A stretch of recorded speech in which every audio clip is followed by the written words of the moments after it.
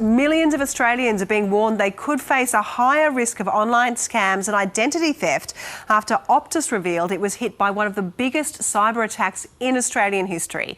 Names, contact details and the driver's licence and passport numbers of up to 9 million current and former customers have potentially been compromised. Optus says payment details and account passwords weren't accessed, but customers are still being warned to be on alert.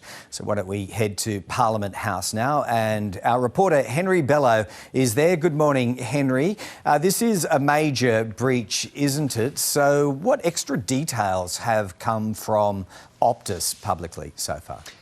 Well, so far we've heard from the chief executive of Optus, who says that she's devastated that this happened, given that the company has been taking cybersecurity seriously for many years, offering an apology and acknowledging that this is something that's going to be really concerning to current and former Optus customers. We don't know exactly how many Australians are implicated in this, Greg, but they have said it is significant. Then, given the amount of people that actually are with Optus, that does take it into the millions. Now, we are waiting to get some more clarification on that. But in the meantime, Optus is encouraging people to be very vigilant about their account security, to be on the lookout for any transactions or notifications that appear a bit unusual, and to give them some extra scrutiny given what's going on here. Now, Optus is required to alert Australian authorities as soon as there's any breach of this kind, and that is what happened. The Australian Signals Directorate and the Australian Cybersecurity Centre have been involved in this yesterday.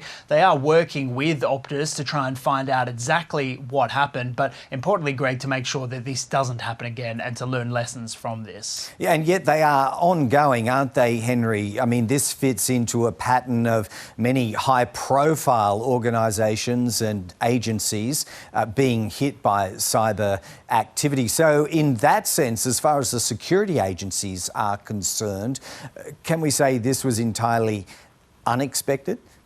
Well, it's something they've been warning about for a long time, Greg, that's for sure. And while this is significant and perhaps larger than any other cyber attacks we've seen, it's not something that they didn't expect. They have been warning for a long time that there are state actors and criminal groups that are very interested in all sorts of data in Australia, whether we tend to think that sometimes this is corporate secrets, but in many cases the personal identification of people is very important on an international market as well. So there has been a real focus from the government to be talking to particularly Australian big businesses that hold a vast amounts of this information to try and make sure that their cybersecurity is up to scratch. And that is something that the government is trying to really push on the back of this as well, and make this a message to companies to try and make sure that there are no weaknesses in their system and to learn from this. So far, Greg, too early to say who is behind this, whether it is a state actor, whether it is a criminal group.